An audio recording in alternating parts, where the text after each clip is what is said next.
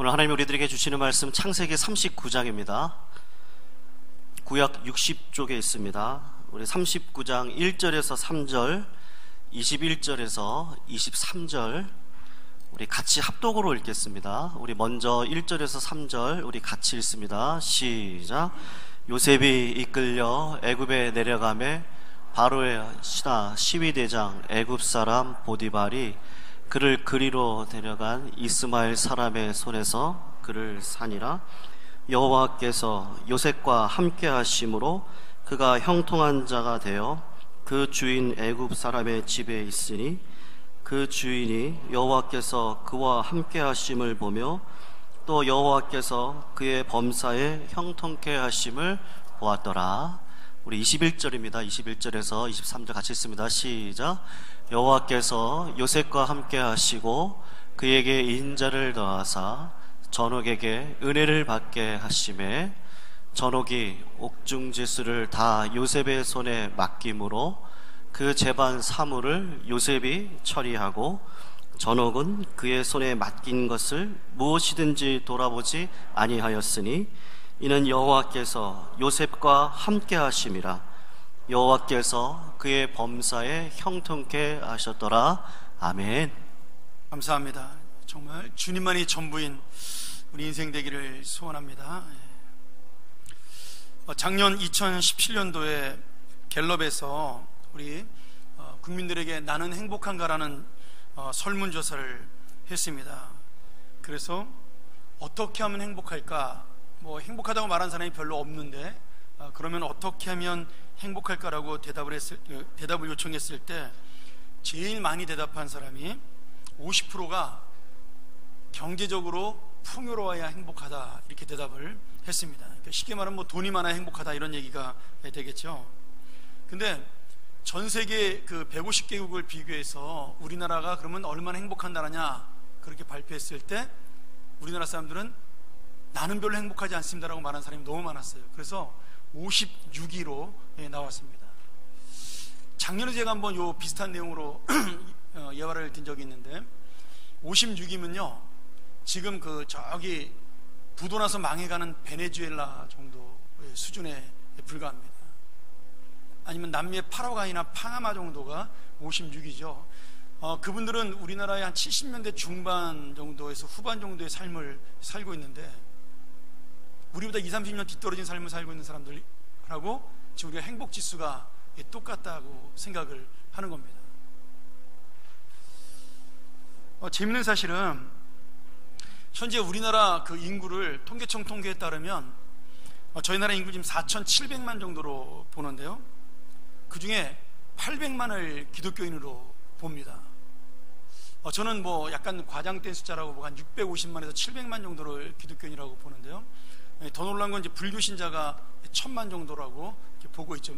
한 번만 가도 그냥 모르겠어요. 제 이름도 있는지 모르겠습니다. 저도 수학여행 때 방문했으니까 전부 다 이름이 있으니까 1000만 정도라고 보고, 그 외에 다른 여러 가지 종교 믿는 사람들을 다 합치면 우리나라 인구의 거의 절반 정도가 교회나 절이나 다른 이슬람 사원이나 이런 종교를 믿는다 이런 통계가 있습니다. 아마 세계적으로 국교가 없는 나라 중에서 어떤 한 종교를 국교로 믿지 않는 나라 중에 이렇게 많은 종교를 가진 나라는 우리나라밖에 없을 거예요. 그 정도로 우리나라 사람들이 신앙심이 깊은 거죠. 문제는 제가 이제 그 대학 때 비교종교학을 공부하면서 전 세계 종교에 대한 그런 강의를 들은 적이 있습니다.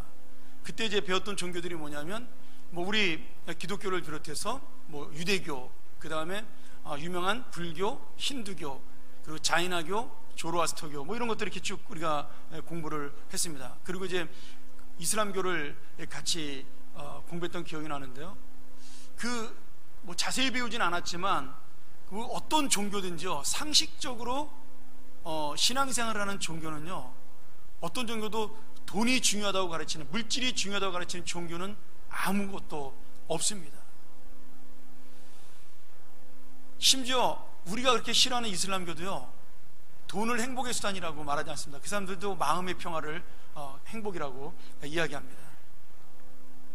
그런데 지금 우리나라 사람들이 절반이 예수를 믿는데 우리나라 사람의 절반이 돈이 있는 사람이 행복하다라고 이야기를 하는 거죠. 그럼 여러분 이걸 한번 숫자적으로 생각을 해보세요. 그때 설문조사를 했던 사람들의 절반은 기독교인이나 뭐 다른 종교를 믿는 사람이라고 봐야 되겠죠. 우리나라 사람의 반이 종교를 가지고 있으니까.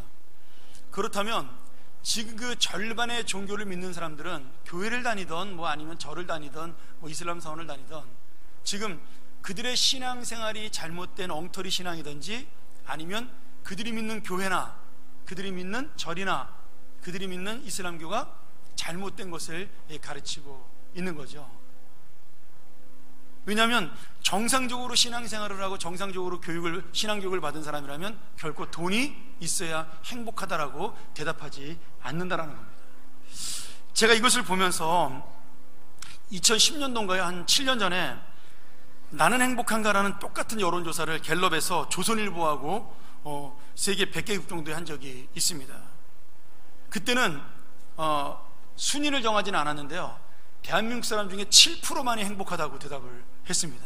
뭐 지금도 뭐 별 차이는 없습니다. 뭐 우리나라 사람들 행복하다고 말하는 사람이 많지 않으니까요. 그런데 거기 그 중에 제일 중요한 질문이 있었습니다. 이런 겁니다. 그러면 당신은 세상에서 가장 행복한 사람을 누구라고 생각합니까? 이런 설문조사가 있었어요. 근데 다른 나라 사람들은 39%가 내가 제일 행복하다라고 꼽았습니다. 근데 우리나라 사람들은 50%가 49.3%니까 50%죠. 세계에서 제일 부자인 빌 게이츠가 행복할 거라고 꼽았습니다. 더 재밌는 거는 그 잘 사는 유럽의 덴마크, 노르웨이, 우리가 흔히 말하는 뭐 베네렉스 3국, 뭐 스칸디나비아 3국 이런 거 얘기하지 않습니까? 국민소득 4만 불 넘어가는 나라들, 그런 나라들은 가장 행복한 사람이 누구냐 그랬더니 달라이 라마다. 티벳의 유명한 정신적 종교 지도자인 이 달라이 라마가 행복할 것이다, 이렇게 대답을 한 겁니다. 그러니까 지금 우리는 뭘 택한 거예요? 돈 많은 사람이 행복하다고 생각을 한 거고, 지금 잘 살고 있는 그 서양 사람들은 정신적으로 지금 안정된 그런 수양생활을 하는 달라이 라마가 행복하다라고 대답을 한 겁니다. 오늘 여러분, 우리가 이 설문조사를 했던 덴마크나 카나다나 핀란드나 뭐 스웨덴이나 네덜란드 뭐 이런 스위스 이런 나라들은요, 거의 지금 기독교를 잘 믿지 않습니다. 스위스에서 목회하는 어떤 목사님이 그런 이야기를 하셨어요. 한 번은 교회에서 여름 수련회 수양회를 교회에서 가는데 2박 3일 동안 준비물 중에 뭐가 있었냐면 콘돔이 필수래요. 여러분, 이게 지금 학교 수양여행이 아니라 교회에서 지금 수련회 가는데 그렇다는 거예요. 말도 안 돼서 이분이 자기 자녀를 보내면서 그런 걸 싸서 보낼 리가 없잖아요. 목사님 자녀인데 안 보냈다는 거. 그랬더니 바로 교회에서 전화가 왔다는 거예요. 준비물이 빠졌다고. 여러분, 그렇게 성적으로 타락한 나라고 지금 뭐 교회를 나가는 사람이 거의 없다시피 하죠. 그런데 그 사람들은 행복의 기준이 어디 있다고 봐요? 영혼에 있다고 보는 겁니다. 우리는 매주일 예배 드리고, 제가 이 설교 준비하면서 제가 일주일에 몇 번 예배를 드리나 한번 체크해 봤습니다. 제가 월, 화, 수, 목, 금, 토, 그 다음에 주일날 1, 2 오후 예배, 그리고 수요일 금요기도회, 제가 정확하게 주일까지 10번을 예배를 드리더라고요. 한 번도 안 빠지면요. 물론 이 중에는 5번 드리는 분도 있을 것이고 4번 드리는 분도, 2번 드리는 분도, 1번 드리는 분도 있을 겁니다. 근데 저는 최소한 10번 정도 드리더라고요. 거기다가 뭐 노회 행사 있거나 아니면 뭐 신방 가거나 그러면 제가 보통 일주일에 막 15번씩 예배를 드릴 때도 있습니다. 그럼 설교를 제가 하든 남이 하든 최소한 10번 이상은 든다는 얘기가 되는 거죠. 뭐 저보다 좀 적다 할지라도 최소한 서너 번씩, 우리 교회 중직자들은 다 서너 번씩은 예배를 들으시는 분들이니까 그렇게 많은 예배를 드리고 많은 말씀을 듣는데 우리의 생각은 어디 있다는 거예요? 돈에 행복이 있다라고 믿는다는 겁니다.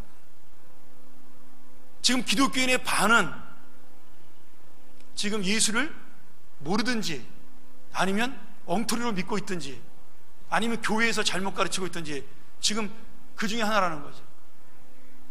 오히려 예수를 제대로 믿지 않는 사람들은 영적인 행복이, 영적인 평안의 행복이라고 얘기하는데 우리는 돈이 행복하다고 반 이상의 이야기를 하고 있다라는 겁니다. 여러분, 이거 굉장히 심각한 이야기입니다. 내 인생이 지금 어디에 가치를 두고 살아가느냐, 내가 정말 주님을 바라보고 사냐, 주님의 은혜와 말씀과 그리고 그 평안을 바라보고 사느냐? 올해 우리 교회 하늘 평안을 누리고 전하는 교회인데 내가 저 평안을 누리고 전하는 교회로 사느냐, 아니면 내가 물질을 누리고 전하는 교회로 사느냐, 거기에 달려 있는 겁니다. 제가 이 설문조사를 보면서 정말 기독교인으로서, 그리고 하나님의 말씀을 가르치는 자로 굉장히 부끄럽고 그리고 창피했습니다. 설교를 듣고 기도하고 날마다 하나님 앞에 나오는데 우리의 생각은, 우리의 목적은 여전히 세상적이고 우리의 가치관은 여전히 물질적이고 그리고 눈에 보이는 것에 집중되어 있다는 안타까운 사실입니다. 최소한 우리 평안교회 교인들만큼은 정말 진정한 하나님의 평화를 누리는 귀한 주의 자녀들이 되기를 소원합니다. 저는 오늘 그래서 이 말씀을 통해서 진정한 행복이 무엇이냐, 진정한 성공이 무엇인지, 그리고 하나님이 말씀하시는 정말 성공하는 길이 무엇인지를 요셉의 인생을 통해서 잠깐 동안 여러분하고 좀 말씀을 나누고자 합니다. 지난주에 잠깐 말씀을 드렸지만 요셉은 아버지의 심부름으로 형들을 안부를 전하러 갔다가 거기서 형들의 미움을 사서 죽을 뻔한 위기에 빠지게 됩니다. 형들이 구덩이에 빠뜨려서 굶겨 죽이려고 그랬죠. 그런데 넷째인 유다가 이 아이를 죽여서 우리에게 무슨 유익이 있냐, 차라리 우리가 노예상인들에게 팔아버리자. 그래서 이집트와 거래를 하는 노예상인들에게 요셉을 팔게 됩니다. 물론 유다의 마음속에는 동생을 죽이는 것이 마음에 걸려서 그랬겠죠. 그 나중에 큰형 루벤이 와서 자기는 몰래 막내를 구출해 주려고 그랬는데 이미 팔아버린 걸 보고 통곡하고 울기도 하고 후회도 하는 장면이 나옵니다. 어쨌든 간에 그런 형제의 분란 속에서 요셉은 이집트의 보디발 장군이라는 그 국방장관의 집으로 노예로 팔려가게 됩니다. 그런데 요셉은 굉장히 긍정적이고 성실했던 형제인 것 같아요. 부잣집 막내 아들에서 종으로 팔려갔는데도 거기에서 열심히 일하고 주인에게 인정받기 위해서 성실하고 진실하게 일을 했습니다. 그래서 금방 17살의 어린 나이에 종으로 팔려갔는데 한 20살 정도밖에 되지 않은 사람이 집안 전체를 관리하는 지배인으로, 매니지먼트라는 집사 역할을 감당하게 됩니다. 그런데 앞불사 요셉이 너무 잘생긴 덕분에 외로웠던 보디발 장군의 부인이 요셉을 유혹하죠. 근데 요셉은 또 하나님의 믿음으로 아무도 모르지만 하나님은 보고 계시다는 말로 그것을 거절하다가 오히려 그 부인을 강간한다는 누명을 쓰고 왕의 신하들이 갇히는 감옥에 갇히게 됩니다. 보나마나 보디발 장군은 자기 부인이 어떤 사람인지 알고 있었으니까 요셉은 잘못이 없다는 것을 알고 있었을 겁니다. 그러니까 일반 감옥에 가둔 게 아니라 소문날까봐 왕의 감옥에 가둔 거죠. 제가 짧게 설명했지만 요셉은 37장 2절에 보면요 17살의 노예로 팔려갑니다. 그리고 41장 46절에 보면 요셉은 30살의 나이에 이집트 전체를 다스리는 총리 대신이 되죠. 그러니 지금 13년 동안 요셉은 종살이하고 정확하게 몇 년인지 모르겠지만 감옥살이라는 인생이 되었다는 겁니다. 그런데 오늘 우리가 읽은 본문 말씀에 보면 요셉이 종살이하고 감옥살이는 13년 동안 하나님의 놀라운 말씀이 나옵니다. 요셉의 인생이 형통하다라는 말씀이 연속으로 3번이 나옵니다. 성경 전체 창세기부터 계시록까지 통틀어서요 한 사람에게 형통이라는 단어를 연속해서 3번 쓰고 있는 사람은 요셉이 유일합니다. 그리고 이 본문이 유일한 기록이죠. 형통이라는 단어가 영어 성경에 보면 success입니다. 그러니까 우리의 쉬운 말로 바꾸면 성공이라고 바꿀 수가 있는 거죠. 또 다른 말로 하면 출세라고 바꿀 수가 있습니다. 히브리 원문으로도 이 형통이라는 단어는 번영이다라는 뜻을 갖고 있습니다. 번영한다. 그리고 풍성해진다는 뜻을 갖고 있습니다. 국어사전에는 모든 일이 마음먹은 대로 잘 되어가는 것을 형통이라고 말합니다. 그러니까 지금 요셉은 노예로 종살이하고 있는데 감옥에 갇혔는데 형통하고 성공하고 출세한 인생이라고 하나님이 평가를 하고 있다는 거죠. 참 재밌게도 요셉의 인생 중에 이 성공이란 단어, 형통이란 단어는요 딱 여기만 쓰였습니다. 그가 나중에 부잣집에 귀한 아들로 살 때도 과거에도 이런 형통이라는 단어를 쓰지 않았고요. 나중에 총리가 되어서 전국을 다스리고 세계를 다스리는 그런 높은 자리에, 권력의 자리에 올라섰을 때도 요셉은 형통하다는 말이 나오지 않습니다.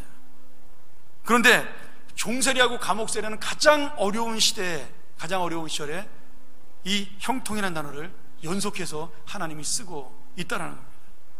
물론 요셉의 형통과 성공은 총리가 된 다음에도 계속되었겠죠. 그러니까 그런 단어를 쓸 필요가 없다라고 생각을 했을 수도 있겠습니다. 그러나 지금 이 말씀을 바라보면서 주님께서 가장 어려운 고난의 시기에, 가장 힘들고 외로운 이 시기에 형통과 성공이라는 단어를 사용하신 것은 분명 이스라엘 백성과 우리에게 보여주는 깊은 뜻이 있다라는 겁니다. 지금 이 말씀을 듣고 있는 사람들은 4,000년 전에 모세가 그 요셉의 후손으로 이스라엘 백성들을 출애굽시켜서 광야 생활할 때 이 말씀을 들려준다라고 제가 여러 번 설명을 드렸습니다. 항상 여러분 그것을 염두에 두고 우리가 창세기를 읽어야 됩니다. 지금 이스라엘 백성은 가나안 땅을 들어가는데 40년 동안 그 길을 걸어가야 됩니다. 가나안 땅이 보이지도 않아요. 목적지가 어딘지도 모릅니다. 그런데 그 가나안 땅을 향하여 가는 거죠. 어디서요? 광야에서. 아침에는 만나와 저녁에는 메추라기로. 정말 자기가 원하는 생활이 아닌 하나님이 인도하는 대로 불기둥과 구름기둥을 따라 40년 동안 그 목적지를 향하여 떠나는데 목적지가 보이지 않는 겁니다. 근데 지금 모세가 이 말씀을 통해서 요셉은 그 끝이 보이지 않는 감옥 속에서, 그 끝이 보이지 않는 종살이 속에서 하나님이 성공이라는 인생을 썼다라고 말씀하고 있는 거죠. 그러니 지금 우리가 원하는 목적지에 도착하지 않아도 지금 이스라엘 백성은 하나님께서 함께 하시는, 정말 이 광야 생활 속에 하나님이 도와주시는 인생이니까 그들은 성공한 인생이라는 사실을 모세가 이스라엘 백성들에게 보여주기 위해 지금 이 말씀을 하고 있는 겁니다. 여러분, 그러면 이 말씀이 단순히 그 당시 4,000년 전의 이야기로 끝나는 것이 아니라는 거죠. 지금 오늘 우리에게도 이 성공이라는 단어와 형통이라는 단어는 똑같은 의미로 우리에게 함께하고 있다라는 겁니다. 한때 70년대에요, 교회에서 만사형통이라는 말이 유행한 적이 있습니다. 예전에 제가 청소년부 시절에 그 한월산 기도원을 매년 올라갔었습니다. 지금 돌아가신 이천성 목사님이라고 그 한쪽 다리를 못 쓰는 상용사 출신의 그 목사님께서 그때 정말 성령운동을 일으키신 분이죠. 여름에 거기서 수련을 한 2달 동안 하면요, 5만 명씩 매주 몰렸습니다. 한 7만 명 정도 온 것 같아요. 그 잣나무밭에 앉아 예배 드린 사람이 5만 명이니까. 근데 그분이 예배 때마다 하시는 말씀이 있었습니다. 그게 뭐냐면, 제가 지금도 잊어버린 수통, 형통, 물통이라고, 그러면서 만사형통, 예수 믿으면, 이런 단어를 많이 쓰셨어요. 그리고 우리의 정말 이 인생을 하나님 깨트려 보시고 새로운 인생을 주신다라고 와장창, 중창, 추자장창 이렇게 하시면서 내 인생을 세우자고 그렇게 하셨습니다. 아마 여기 다니신 분들 중에 기억나시는 분들이 있을 거예요. 제가 참 기억력이 좋죠. 근데 여러분, 저도 그 시절에 어려운 시절이었기 때문에 저희 가정도 어려웠으니까 그런 단어를 들을 때마다 가슴에 뜨거운 은혜를 받았습니다. 근데 여러분, 예수 믿으면 정말 만사형통하나요? 모든 것이 술술술술 잘 풀리나요? 그렇지 않습니다. 이게 80년대 들어와서 성경 공부가 유행을 하면서 이 만사형통이라는 단어가 약간 무당들이 쓰는 단어니까 조금 좋은 단어로 바꾸자. 그래서 바꾼 단어가 뭐냐면 축복이라는 단어입니다. 여러분, 축복이라는 단어가 나온 지 몇 년 되지 않은 단어죠. 여러분, 우리가 예수 믿으면 전부 다 축복받나요? 아니, 그런 쪽도 있죠. 예수 믿으면 만사가 형통하고 모든 일이 잘 풀리고 병도 낫고 그리고 돈도 많이 벌고 믿는 대로 다 되고 그렇게 설교하시는 분도 많았고요. 근데 정말 예수를 믿으면 그렇게 모든 것이 다 잘 되느냐 이거죠. 그리고 실제로 그런 원하는 모든 결과를 내가 다 얻을 수 있다면 얼마나 신나고 행복한 인생이겠어요. 근데 말이죠, 여기에 중요한 게 우리가 하나 빠져 있습니다. 지금 이 형통이란 단어와 성공이란 단어 앞에 붙어있는 주어를 우리가 잘 못 찾고 있는 거예요. 여러분, 내가 만사형통이 아닙니다. 내가 축복받는 것이 아닙니다. 그 내가라는 단어를 빼고 거기다가 하나님을 집어넣으셔야 되는 거예요. 주님이 들어가야 그 말이 맞는 말씀이 되는 겁니다. 우리가 이걸 놓치면 큰일 나는데, 우리 대부분 한국교회는 70년대 80년대 어려운 시절을 겪으면서 이 하나님이라는 단어를 빼뜨리고 내가라는 단어를 그 자리에 집어넣기 시작을 했습니다. 내가 형통해진다, 내 영혼이 잘 되고 내가 범사에 잘 되고 내가 강건해진다. 아닙니다, 여러분. 하나님께서 주셔야 가능한 겁니다. 하나님이 함께 하셔야 되는 거죠. 오늘 읽은 우리 본문 말씀에 제가 두 군데를 나눠서 읽었는데요, 그 이유가 있습니다. 한 번만 더 우리 39장 2절 띄워보실래요? 오늘 요셉의 성공이란 단어, 형통이란 단어 앞에 반드시 붙어다니는 문장이 하나 있습니다. 우리 39장 2절을 한번 같이 다시 한번 읽죠. 여호와께서 요셉과 함께 하심으로 그가 형통한 자가 되어. 3절입니다. 그 주인이 여호와께서 그와 함께 하심을 보며 또 여호와께서 그의 범사에 형통케 하심을 보았더라. 자, 21절. 여호와께서 요셉과 함께 하시고 그에게 인자를 더하사 전옥에게 은혜를 받게 하시며. 자, 마지막 23절. 전옥은 그의 손에 맡긴 것을 무엇이든지 돌아보지 아니하였으니 이는 여호와께서 요셉과 함께 하심이라. 여호와께서 그의 범사에 형통케 하셨더라. 오늘 여러분, 형통 앞에 뭐가 따라다니죠? 여호와께서 함께 하신다, 하나님께서 함께 하신다. 우리가 이것을 잊어버린다는 거예요. 싹 빼버리고 내 형통, 내 성공, 내가 원하는 것만 찾는다는 거죠. 오늘 여러분, 이 하나님께서 함께 하신다는 이 말씀이 얼마나 요셉의 인생에서 또 내 인생에서 중요한 말씀인지 모릅니다. 여러분, 요셉 자체는요, 자기가 원하는 인생을 살았던 사람이 아닙니다. 그는 지난주에도 우리가 설명을 드렸지만 어린 시절에 사랑하는 엄마를 잃었어요. 돈이 아무리 많아도 여러분, 사랑하는 어머니를 잃었으면 그 어린 시절에 아무것도 아닌 겁니다. 그 인생은 불행한 겁니다. 그리고 아버지에게 좀 사랑을 받으려고 그랬더니 형들이 자기를 노예로 팔아먹었어요. 노예 가서 좀 성실하게 일해가지고 좀 자리 좀 잡아보려고 그랬더니 이번에는 누명을 쓰고 감옥에 갇히게 되었습니다. 요셉은 자기가 원하는 인생을 한 번도 살아보지 못했어요. 30살이 될 때까지 매일매일 눈치를 보며 아니면 고생하며 그의 인생을 살았습니다. 근데 하나님은 그 인생을 성공이라고 이야기하는 겁니다. 그 인생을 형통하다라고 평가하고 있는 거예요. 그에게 원하지 않은 고난의 삶을 주시면서 내가 함께하니 형통하다, 내가 너와 함께하니 성공했다, 내가 너와 함께하니 은혜를 받은 것이다 라고 하나님께서 평가를 하시는 겁니다. 오늘 여러분, 우리 많은 성도들이 안타깝게도 하나님께서 무엇을 말씀하시는지 관심이 없어요. 하나님이 무엇을 원하는지도 관심이 없습니다. 그저 내가 좋은 것을 세우고 내가 만족하는 것을 이루고 그리고 내가 원하는 것이 이루어질 때 그것이 좋은 신앙이고 좋은 교회고 좋은 말씀이고 축복이라고 착각을 하는 거죠. 내가 원하는 대로 살면서 내가 원하는 대로 이루어지면서 그것을 형통이고 축복이라고 스스로 오해하며 살고 있는 사람들이 많습니다. 여러분, 전혀 아닌 거죠. 오늘 우리 인생 속에 하나님의 형통과 성공은 이제 주어가 바뀌어야 됩니다. 내가 원하는 대로 이루어지기는 이루어지는데 내가 아니라 하나님이 원하는 것이 먼저 이루어져야 성공입니다. 내가 형통한 것이 아니라 하나님이 형통해야 그것이 참된 형통입니다. 내가 성공하는 것이 아니라 하나님이 성공해야 진정한 성공의 인생입니다. 하나님께서 마음먹으신 대로 잘 되어가고 하나님의 계획이 이루어지는 것, 그것이 하나님의 형통이고 하나님의 성공이죠. 그러니 요셉은 억울할지 몰라도, 요셉은 힘들었을지 몰라도 지금 요셉이 종살이하고 감옥살이하는 그 과정 자체 하나하나가 하나님이 계획하신 일이고 하나님이 인도하신 일이기 때문에 형통이고 성공입니다. 야, 이거 정말 어려운 말씀이죠. 말은 쉬운데 어떻게 보면 속마음 정말 미치고 환장할 말씀이죠. 나는 가기 싫은데 보내놓고 하나님이 나 성공했어, 축하해. 나는 죽겠는데 하나님 넌 살았어, 새 생명을 얻었어, 감사해라. 여러분, 인생 살면서 이런 일 만날 때 얼마나 황당하겠어요. 나는 지금 쫄딱 망해가지고 갈 데도 없는데, 만나고 싶은 사람도 없는데 하나님은 내 인생을 보고 성공이라고 말씀하시는 겁니다. 하나님은 내가 아파 죽겠는데 내 인생을 보고 은혜 받았다라고 말씀을 하시는 거예요.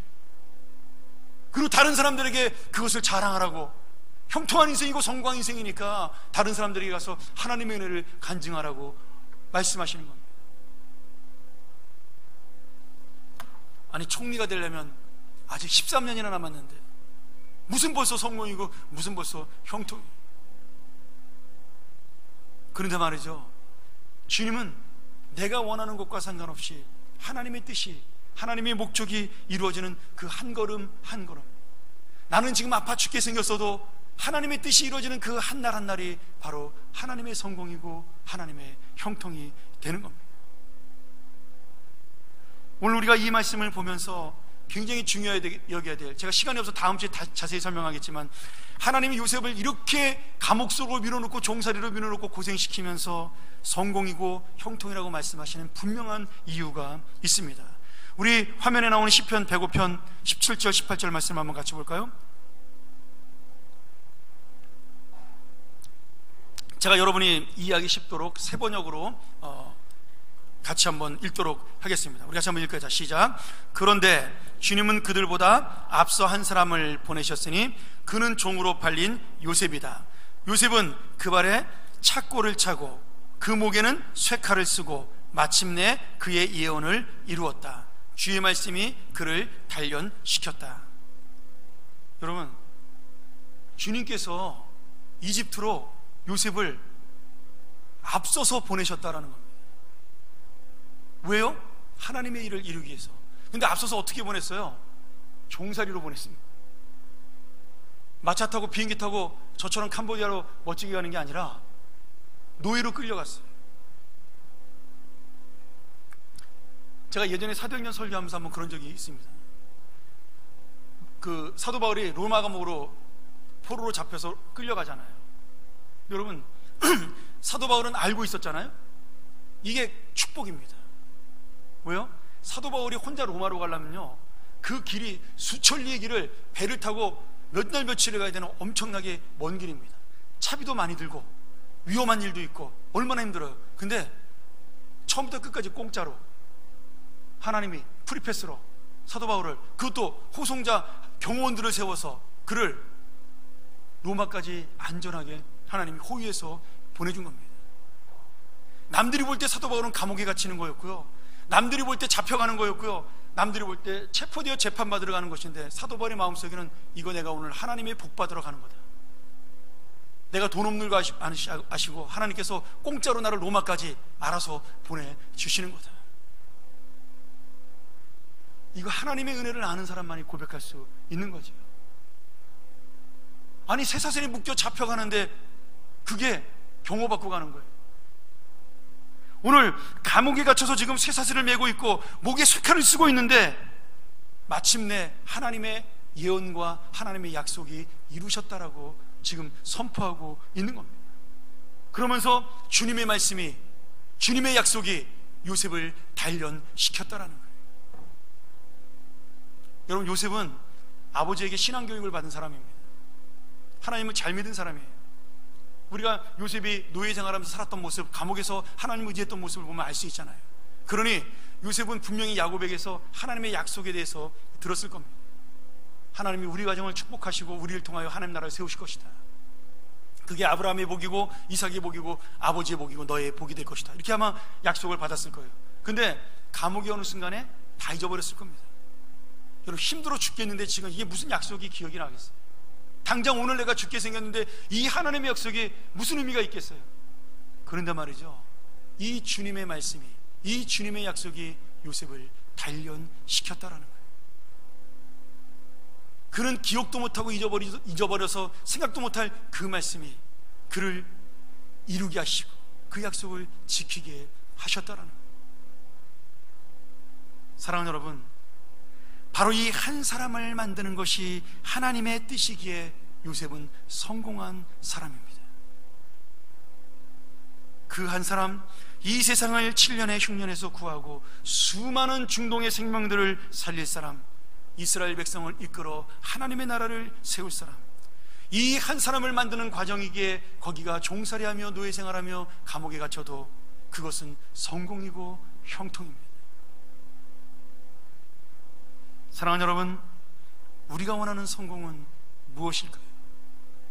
내 자녀들에게 원하는 성공은 무엇인가요?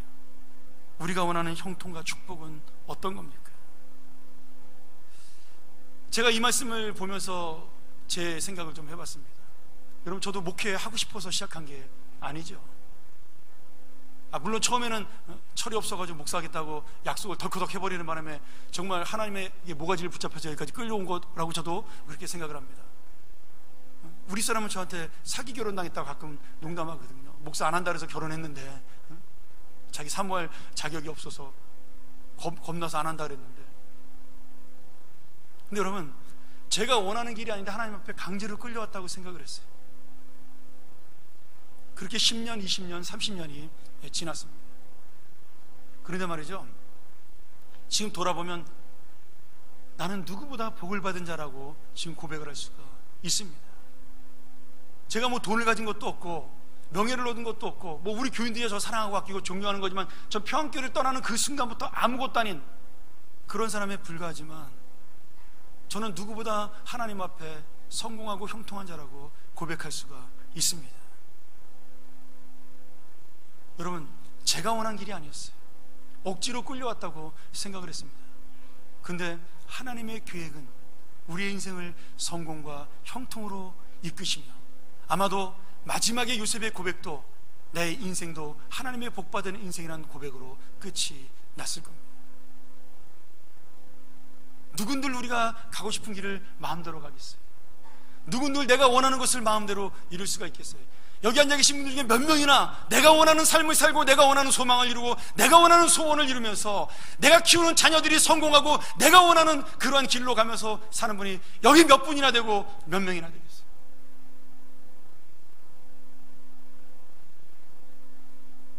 그런데 여러분, 내가 주님의 뜻을 이해하고 살아왔더니 결국 나를 통해, 내 자녀를 통해 하나님의 뜻을 이루셨다라는 겁니다. 하나님의 성공을 이루셨다라는 겁니다. 하나님이 우리와 함께 하심으로 내 인생은 복받은 인생이 되었다라는 겁니다. 중국의 유명한 복음 전도자 중에 월치만이라는 목사님이 있습니다. 중국말로 이도슝 목사님이라고 그러던가요? 제가 기억이 잘 안 나는데, 월치만이가 워낙 유명하니까 이름이. 이분이 중국에서 굉장히 큰 복음을 일으킨 위대한 사역자입니다. 허드슨 테일러 이후로 가장 많은 복음을 전했던 분 중에 하나죠. 물론 지금 그 후손들이 조금 문제가 생겨서 이단으로 빠지기도 했지만, 그러나 이 워치만이 목사님 자체는 하나님의 은혜를 가지고 정말 세계적으로 영향을 끼친 위대한 복음 전도자였습니다.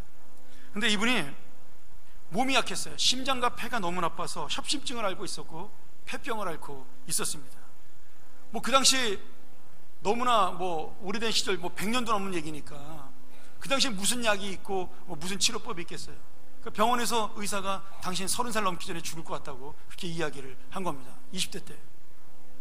근데 이 워치만님 목사님이 그때 하나님의 복음으로 막 이렇게 불이 붙었을 때였어요. 이 복음을 전하지 못하고 죽는 게 너무 아깝잖아요. 하나님 앞에 이 병을 고쳐달라고 날마다 기도를 하기 시작을 한 겁니다. 근데 하나님이 응답이 없어요. 병 고쳐달라고 아무리 얘기해도 대답도 안 하십니다. 근데 어느 날 꿈을 꾸는데 신기한 꿈을 꾸게 된 겁니다. 목사님이 배를 타고 양자강을 이렇게 쭉 거슬러 올라가는 거예요. 근데 잘 가다가 이 배가 한가운데 가가지고 큰 바위에 덜커덕 걸려가지고 더 이상 전진을 못하는 겁니다. 이거 빨리 가서 내가 전도해야 되는데, 빨리 가서 말씀 전해야 되는데 배가 꼼짝도 안 하는 거예요. 그래서 그게 그 목사님이 꿈에 기도를 한 거죠. 하나님, 이 배가 지나갈 수 있도록 도와주십시오. 기도를 했어요. 근데 하나님이 바로 응답을 하신 겁니다. 야, 워치만이야, 내가 이 바위를 옮겨버릴까? 네 배가 지나갈 수 있도록. 아니면 이 바위를 넘는 파도를 내가 물을 부어줘서 그 물을 타고 네가 배가 지나가게 해줄까? 네가 골라라. 그러신 거예요. 그래서 워치만 목사님이 생각을 하다가 바위까지 옮길 필요가 있겠습니까? 그냥 물 많이 불어가지고 내가 이 바위를 넘어갈 수 있도록 도와달라고 그렇게 기도를 한 겁니다. 그리고 그 기도가 끝나자마자 물이 확 불어서 이 배가 바위를 쉽게 넘어갔습니다. 그리고 꿈이 깬 거예요. 그리고 오치원 목사님이 자기의 그 아픔을 깨달은 겁니다. 아, 하나님이 내 폐병과 심장병을 고쳐주실 수도 있고, 이 폐병과 심장병을 그대로 두고 이를 극복하는 은혜를 줄 수도 있는데 나에게 둘 중에 어느 것을 택했느냐라고 말씀하신 거구나. 그러니까 지금 내가 이제 기도해야 될 것은 이 병을 고쳐달라는 것이 아니라 이 병을 이기고 살게 해달라고, 그것을 내가 견디고 살게 해달라고 기도해야 되겠구나, 그렇게 생각을 한 거죠. 그러면서 이렇게 기도를 했어요. 하나님, 비록 내가 폐병에 걸리고 협심증이라는 심장병이 있지만 이것을 이기고 더 큰 주의 일을 할 수 있도록 은혜를 베풀어 주신다면 내가 낫는 것보다 이 병을 택하겠습니다. 이렇게 기도를 한 겁니다. 그리고 여러분, 그 기도가 마친 다음부터 그분의 사역은 점점 중국 전국으로 퍼져갔고요, 하나님의 은혜가 모든 사람에게 엄청나게 임하는 역사가 일어나기 시작을 했습니다. 그리고 그분은 의사가 말한 대로 30세가 아니라 그 당시에 평균 연령, 그 평균 수명 50세도 안 될 때 69세까지 주님의 사역을 끝까지 마치시고 세상을 떠나시게 된 겁니다. 사랑하는 여러분, 파도가 심하면 힘들고 어렵고 흔들리죠. 근데 하나님은 그 심한 파도를 통해서 우리를 더 빨리 지나가게 하십니다. 그 파도를 타고 우리가 더 멋지게 가게 하시는 겁니다. 제가 그 미국의 해변가에 가면 그 LA 쪽에 가면 윈드서핑 하는 사람들이 굉장히 많습니다. 걔네는 1월 달에도 윈드서핑을 해요. 근데 제가 한번 바닷가에 갔다가 그 윈드서핑 하는 것을 본 적이 있습니다. 근데 이 친구들이 왜 그러면 겨울이라고 뭐 아주 추운 건 아니지만 가을 날씨인데 거기서 그 추울 때 하냐? 추울수록 뭐가 세요? 바람이 많이 불잖아요. 그럼 파도가 센 겁니다. 파도가 세면 윈드서핑이 어떻게 돼요? 점점 더 서핑을 높이 올라갈 수가 있는 겁니다.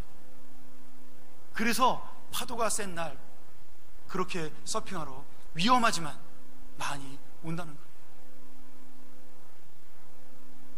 하나님께서는요, 우리 인생의 파도를 주십니다. 근데 우리는 그 파도를 타고 더 빨리 주님의 목적지로 갈 수가 있었습니다. 여러분, 요셉이 이런 고난을 겪지 않았으면 30살에 총리가 돼요? 말도 안 되는 소리죠. 어떻게 세계를 다스리는 총리가 됩니까? 나중에 바로 왕이 요셉을 총리로 삼으면서 뭐라고 고백을 합니까? 내가 가진 것은 왕의 이름뿐이다. 다 네 거다. 모든 권력은 다 너의 것이야. 나는 그저 왕의 이름만 갖고 있다라고 스스로 그렇게 고백을 할 정도였습니다. 몇 살이에요? 30살. 여러분, 30살에 총리가 되어서 성공입니까? 아닙니다. 그 총리가 되도록 한 사람을 세우기 위한 하나님의 계획 속에 요셉이 13년 동안 하루하루를 지냈기 때문에 그 인생이 성공이고 형통입니다. 사랑하는 여러분, 지금 비록 죽는 것 같은 파도 속에 멀미를 하는 인생이고 온 속이 뒤집어지는 그런 아픔과 고통을 겪고 있는 인생이라 할지라도 오늘 나 한 사람을 통해 이루기 원하시는 하나님의 뜻을 내가 깨닫고 주님과 함께하는 하루하루를 살아갈 때 바로 형통한 인생, 성공한 인생, 가장 큰 복을 받은 인생이 된 줄로 믿습니다. 오늘 이 진정한 성공의 인생을 날마다 누리며 사시는 우리 주님의 자녀들 되기를 주의 이름으로 소원합니다. 우리가 잠깐 이 시간 이 말씀 가지고 통성으로 기도할까요?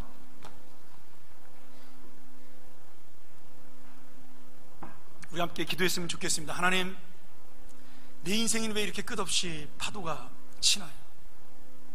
왜 내 인생은 이렇게 매일같이 바람이 부나요? 왜 내 인생은 이처럼 날마다 흔들리고 힘이 드나요? 여러분, 그리고 돌아봤더니 그 파도와 바람이 나를 주님 앞으로 이끄셨습니다. 그 놀라운 능력이 나를 하나님의 성공의 자리에 이끌어 놓으셨습니다. 오늘 내가 이 파도를 두려워하지 아니하고 하나님께 감사하는 인생이 되게 해달라고, 오늘도 내가 성공하는 인생을 놓치지 않고 살게 해달라고, 힘들고 어려워도 이 속에 하나님의 계획이 있음을 깨닫게 해달라고 우리 같이 한번 통성으로 기도합니다. 전능하신 아버지 하나님, 오늘 우리가 이 말씀 앞에 다시 한번 감사하며 우리의 머리를 숙입니다. 우리의 모든 상황 속에서 하나님을 찬양하고 하나님을 기억하며 내 인생이 확정될 수 있도록 붙들어 주시는 하나님의 은혜를 만나게 도와 주시옵소서. 내가 지금 감옥과 같은 인생 속에 있습니까? 갇힌 자와 같은 인생이며 노예와 같은 인생입니까? 나를 둘러싸고 나를 힘들게 하는 이 염려와 걱정이 나를 갇힌 자가 되게 하였습니까? 아버지 하나님, 그 속에도 주님의 소망, 그 속에도 주님의 형통, 그 속에도 놀라운 주님의 계획, 주님의 놀라운 성공이 있도록, 그리고 그것을 깨달을 수 있도록 우리의 마음을 인도하여 주시옵소서. 이 놀라운 믿음으로 살게 하여 주시옵소서. 오늘 하루가 바로 성공하는 날이 되게 도와 주시옵소서.